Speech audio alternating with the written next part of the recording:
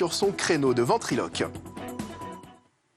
Et de retour ce dimanche en compagnie de Max qui passe le week-end sur Non-Stop People. Rebonjour Max. Rebonjour à tout le monde. Animateur emblématique de Fun Radio et aussi d'M6. On a beaucoup parlé radio hier, on va aussi parler télé aujourd'hui. On vous a beaucoup vu à la télé. On l'a dit hier, votre truc à l'origine c'est la musique. Oui. Vous vous retrouvez à faire de la radio mais vous cachez votre visage même au départ. Vous cherchez à cultiver un mystère autour de Daft votre Punk avant l'heure. C'est ça, c'était les Daft Punk avant l'heure. À ce moment-là, vous n'avez pas vraiment le profil de l'animateur qui cherche à tout prix à faire de la télé. Ah non, mais pas du tout. C'est que Fun faisait partie d'un groupe dans lequel il y avait M6. Et c'est vrai qu'à l'époque, moi, j'adorais la musique électronique. Donc, à un moment donné, on m'a proposé effectivement de faire un pont et de rencontrer des gens d'M6. Et c'est vrai que j'ai eu de la chance de rencontrer des gens avec qui ça a hyper bien se matché dès le départ. Donc, on m'a proposé à l'époque, il y avait des programmes sur M6 qui étaient des programmes de 26 minutes. Il y avait des clips et des bulles.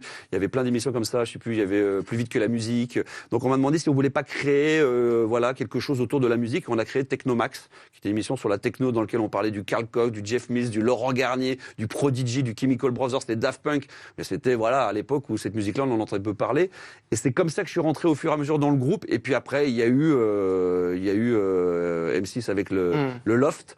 Donc j'ai participé au Loft 1 sur la fin, puis bon, on va peut-être en parler. Oui, on va en reparler. Mais ça, voilà. Mais vous n'aviez pas finalement d'envie particulière lorsque vous avez commencé ce métier, vous? Non, mais pas du tout. Non, mais franchement, non. Moi, je voulais être maître chien je voulais être maître chien à la base. D'accord. Donc rien à voir, effectivement. Là, on est dans le milieu de la coiffure. Oui, compliqué. Ouais, c'est très compliqué. Il y a des animateurs qui, selon vous, étaient plus carriéristes que vous? Probablement, je sais pas, on n'en parlait pas beaucoup, mais oui, il y en a qui ont eu plus envie de réussir vite et de faire de belles choses, ce qui n'était pas peut-être je sais pas si c'est un défaut, mais en tout cas, c'était pas quelque chose sur lequel je sentais qu'il y avait des animateurs qui très vite, quand ils faisaient les week-ends, voulaient passer en semaine, voulaient faire de la libre antenne, Des animateurs qui sont toujours là? Oui, mais il y en avait, mais c'est même pas. Mais je pense que des gens, je pense qu'ils s'en cacheraient pas, mais des gens comme Arthur avaient envie de. Ouais. Ils ont fait le morning. Il est venu faire l'animateur le plus con de la bande FM sur Fun. On voyait déjà qu'il avait un potentiel gigantesque et qu'il pouvait aller très très loin, ce qui a prouvé. Koé également, que j'ai côtoyé, avait envie de faire des choses comme ça. Moi, j'étais plus dans mon coin le soir, libre antenne, un peu comme était Diffoul et qu'il l'est encore aujourd'hui, plus discret. Alors j'ai eu plein d'opportunités, j'ai fait plein de belles choses. J'aurais probablement pu faire beaucoup plus. J'ai refusé des choses aussi par moment. Non, mais j'étais bien, j'étais tellement heureux à faire de la libre antenne, passer ma musique, la télé, je faisais les programmes dont on va peut-être parler tout à l'heure, mais quand je faisais Technomax, j'étais très épanoui, je faisais des compiles, j'allais mixer, je faisais une 50aine de dates dans l'année où j'allais mixer des soirées techno-trans. Donc j'étais tellement heureux que quand on proposait des choses peut-être un peu plus dites commerciales ou plus médiatiques, ça vous branchait moins. Moins. Dans une interview, vous avez cité dernièrement Camille Combal, qui a commencé après vous. Vous avez connu à Fun? Moi, je l'ai connu, je l'ai côtoyé, je l'ai croisé. Il travaillait avec Dario, il était assistant. Nous, on l'a connu en tant qu'assistant stagiaire, ouais, exactement. Ouais. Non, mais ça, c'est des très très belles réussites, quoi. C'est fabuleux, quoi. Moi, j'ai beaucoup d'admiration pour des garçons comme ça qui font le standard comme moi. On commençait à être standardiste. Après, on commence à faire quelques chroniques. Et puis d'un coup, comme Cyril Hanouna que j'ai connu aussi quand il était sur Comédie. J'ai retrouvé une archive où il venait à Fun Radio en 2002-2003 dans ce qu'on appelait le débat de Gérard, il venait comme ça. Donc ces gens-là ont des parcours absolument extraordinaires. Moi, je trouve ça génial. Alors, la télé, on le disait, vous avez été amené à en faire sur M6. Avant ça, il y avait eu France 2 aussi. Chez la Watt. Chez la Watt, c'était l'émission de Christian Spitz, qui était le doc, c'est ça Moi, j'étais dans le public. De Fun Radio, vous faisiez quoi? Moi, j'étais dans le public. Enfin, l'émission, c'était lui qui l'animait. Et on me demandait d'être un peu le passe-plat, le fil rouge entre le plateau. C'était un gros plateau en direct. Et puis moi, je donnais la parole. Mais c'était une belle expérience. Et puis donc M6, vous nous le disiez, vous avez co-animé le Loft.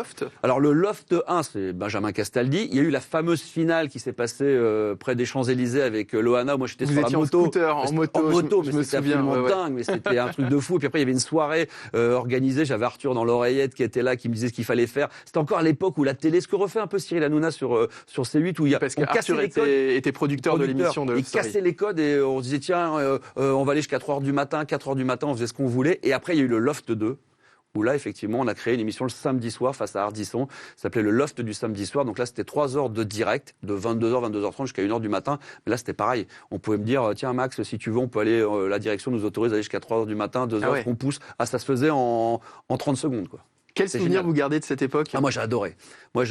Alors, le Loft, parce que c'était très innovateur, parce que c'est un truc de fou furieux. C'était vraiment un tsunami médiatique, un truc de fou. Ça a été un tournant dans le monde de la télé? Oh, bah, ouais, bah, en tout cas, ça a marqué les gens, ça c'est une certitude, quoi. Dans la télé-réalité, maintenant, elle n'a plus rien à voir avec celle qu'on a connue au tout début, mais c'était dingue. Ouais. C'était le début d'aujourd'hui, quand on voit des gens qui peuvent avoir 1, 2, 3 millions d'abonnés sur Instagram en faisant rien d'autre que de poster des photos et deviennent des stars. Bah, à l'époque, c'était pareil, c'était des inconnus qui faisaient de la télé, ils savaient même pas ce qui leur arrivait, ils sortaient de là au bout de 3 mois, ils n'avaient jamais rien vu, et ils avaient plus de notoriété que moi je pouvais en avoir et qu'on n'en aura jamais, quoi. Donc en 3 mois, c'était fait, et c'est vraiment une belle expérience, ça aussi. Alors après Love Story, il y a eu l'aventure C'est pas trop tôt également, qui a duré 2 saisons. Oui. Aux côtés M6 le matin, ouais. sur M6 le matin, avec Magloire et Jérôme Anthony. Jérémy Chalac, il y avait Sandra Lou, il y avait du bon monde, ouais. C'est l'après Morning Live en fait, hein, c'est ça hein. Alors il y a eu le Morning en fin de compte avec Michael Youn, il y a eu Laure Delattre qui a fait pendant 1 saison et demie, il y a eu Cyril Hanouna, qui a fait le Morning voilà, Live. où s'était pété le nez, là il avait fait 3-4 mois, il a arrêté et là la M6 donc, dans lequel j'étais dans le groupe m'a proposé de reprendre le relais. Et de changer le titre de l'émission. Bah, c'est pas que ça, c'est que pour faire très vite, moi je suis arrivé pour faire très simple, je dis à la direction, écoutez, moi ça m'intéresse, mais ce que je veux faire c'est faire de la télé assis. Ils me disent qu'est-ce que ça veut dire la télé assis? Parce que tu es en train de faire toi là, ou ce que j'ai fait moi pendant 2 ans, c'est dire, moi je pourrais pas faire Michael Youn, Cyril Hanouna, mettre des perruques à faire le con, ils le font bien mieux que moi. Moi, je vais faire de la télé avec des chroniqueurs et faire un passe-plat et s'amuser, créer une bande comme un morning de radio. Et c'est ce qu'on a réussi à créer. On se connaissait pas, Jérôme Anthony, Jérémy Michalak, Sandra, Magloire, on s'était jamais vus, on se connaissait de notoriété, mais ça a se matché tout de suite et ça a duré, ça a été 2 ans de pure folie avec la radio le soir, donc je dormais 3 à 4 heures par jour. C'était 5 à 6 heures de direct tous les jours, c'était dingue. C'était un télématin pour les jeunes. Bon, c'était plus dynamique quand même que Télématin, oui, mais on leur prenait pas mal de parts de marché à l'époque. Oui. Ouais, c'était pas mal, parce qu'on a fait, je crois, des chiffres qui étaient quasiment... Michael Youn a peut-être fait plus parler de lui du morning, parce que ça faisait plus parler par rapport au contenu, mais nous, on a fait des chiffres qui étaient totalement dingues. Je crois qu'on faisait du 18-20% de parts de marché à l'époque, ce qui était quand même fou, quoi. Max, pourquoi vous ne faites plus de télé aujourd'hui? La notoriété, vous l'avez, le savoir-faire, vous l'avez. Bah, c'est ce qu'on disait tout à l'heure, c'est que peut-être qu'à un moment donné, voilà, moi j'attendais plus qu'on vienne me chercher que d'aller chercher les gens. Dans ce métier-là, il faut vachement aller harceler, demander, proposer. Donc j'ai eu pas mal de choses. J'en ai fait. Après, j'ai travaillé beaucoup avec M6 musique et tout. J'ai fait des émissions sur de la musique. La radio m'a pris beaucoup de temps. On n'en a pas parlé, mais moi je travaille beaucoup dans le sport. Je suis speaker de l'équipe de France. Je travaille pour le PSG. Enfin, je fais énormément de choses dans le sport aujourd'hui. Mais non, c'est vrai. Des fois, je regrette de ne pas l'avoir fait un peu plus. Et c'est pareil, l'expérience du morning d'M6 qui marchait très bien, une nouvelle direction qui arrive, qui décide d'arrêter, peut-être ma gueule revenait pas à la personne qui était présente à ce moment-là à la direction, ils décident de tout arrêter pour finalement mettre d'autres gens, ce qui ne posait aucun problème. Résultat, aujourd'hui, il n'y a plus rien. Ouais. Et c'est un peu dommage, quoi. Donc, puis j'ai pas su rebondir à ce moment-là, puis je suis parti dans d'autres directions. Donc oui, effectivement, vous le disiez, vous fréquentez un peu moins les plateaux de télé en ce moment. En revanche, carrément moins. En revanche, merci de m'avoir réinvité, ça fait du bien. Les stades, beaucoup plus. Vous êtes tout le temps au stade. Je vous ai appelé, vous étiez au stade. Tout le temps. Matin, midi, je bouffe du foot. Et... Ouais, c'est vrai qu'aujourd'hui, je me suis inventé une nouvelle vie professionnelle parce que dans le métier artistique, voilà, on peut faire plein de choses. Moi, je suis un passionné de sport et par le hasard des rencontres, je me suis retrouvé à être le speaker officiel de l'équipe de France de foot. Depuis 2010, hein. Voilà. Après, j'ai fait je travaille beaucoup pour le PSG, speaker du PSG. Ça consiste en quoi rapidement? On est sur le. En fin de compte, les gens pensent qu'on commente les matchs, non pas du tout. Aujourd'hui, il y a un speaker, il y a quelqu'un qui anime dans le stade avec les enceintes et qui fait tout jusqu'à l'animation, jusqu'à la composition d'une équipe, annoncer les buts, les remplaçants, voilà. Et parmi les choses moins sympas que vous pouvez être emmené à faire, c'est vous qui, le soir notamment du 13 novembre 2015, êtes chargé de gérer la panique lors de cette soirée tragique. Comment est-ce que vous avez vécu ce moment, vous, depuis le Stade de France donc? Moi, je suis sur la pelouse, donc je suis avec le 4e arbitre toujours assis. Très rapidement, mon téléphone se met à sonner, on me dit il se passe des choses dans Paris, ce serait passé des choses au Stade de France. Je finis par comprendre réellement ce qui s'est passé. Le match continue et sur la fin de match, effectivement, moi je demande qu'est-ce qui va se passer. Il y a 80 000 personnes à l'intérieur, donc après les attentats, et on me dit écoute, il va falloir faire des annonces, il va falloir le faire calmement. Le coup de sifflet final du match arrive et puis voilà, je me retrouve avec le micro. Et ça, c'est un truc qu'on prépare pas. Je pense que grâce à mon expérience du métier, j'ai su être... Je me suis juste dit, attention là, Max, quand tu vas commencer à dire aux gens, j'ai quelque chose d'important à vous dire, je vous demande toute votre attention. Je sais que là, tout le monde va être très attentif à ce qui va se dire. Donc je l'ai fait d'une manière très posée, un peu enfantine, pour pouvoir rassurer les gens qu'on pouvait quitter le stade et regagner les transports en commun, parce que c'était ça le message important à faire passer.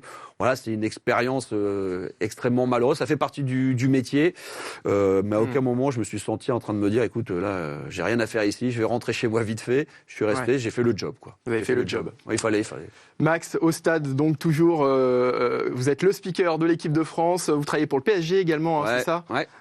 Et puis on vous retrouve sur Nostalgie et sur la Max Radio. Vous trouvez, dernière question avant de se quitter, est-ce que vous trouvez que les radios jeunes ont changé depuis que vous avez quitté Fun il y a 15 ans? Pour ça, il faudrait que je les écoute.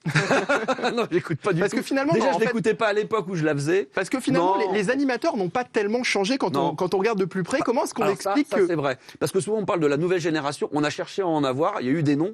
Mais c'est vrai qu'aujourd'hui, moi, quand je suis dans le groupe Nostalgie, je suis dans le groupe Énergie. Je vois mon pote Manu Lévy, avec qui j'ai commencé la radio quand j'avais 19 ans. Je vois mon pote Seb Coé. Je vois Alexandre Devoix voilà. Je vois tous ces gens que j'ai connus. Et puis Diffoul qui faisait la libre antenne. On est voisins, on habite à 300 mètres l'un de l'autre. On se voit tout le temps. Vous avez le même âge, même. Ouais, 50, je crois qu'il a ça. Ouais, il a eu 50, ça tous les deux. Comment est-ce que vous expliquez qu'à 50 ans, il s'adresse toujours à des ados aujourd'hui? À l'époque, on faisait de la radio quand on avait 26-30 piges. On allait voir toujours ce qui se passait aux États-Unis. Et quand on revenait des États-Unis avec des photos dédicacées des animateurs, on se trouvait tous qu'on disait mais c'est pas possible, c'est des vieux, ils ont 40-50 ans. Là, ils avaient 10 à 15 ans d'avance. Aujourd'hui, c'est pas ce qui se passe aux États-Unis. C'est qu'aujourd'hui, le média est tellement important, il y a tellement d'enjeux qu'il faut de l'expérience. Et l'expérience, voilà, c'est 20-30 ans de métier. Donc, on se retrouve avec des mecs qui ont 40-50 ans. Mais il y a des jeunes très très bien. Camille est plus jeune, on en a parlé tout à l'heure, voilà, ça cartonne pour lui. Donc il y en a qui vont arriver au fur et à mesure. Mais c'est vrai que voilà, 50 ans, on n'est pas encore si vieux que ça. C'est ça. Puis on reste dynamique, on essaie de rester jeune. Merci Max d'avoir passé le week-end avec nous sur Non-Stop People et à très bientôt. Avec plaisir. L'actualité continue, vous restez avec nous. La suite de votre Good Morning Weekend juste après ceci.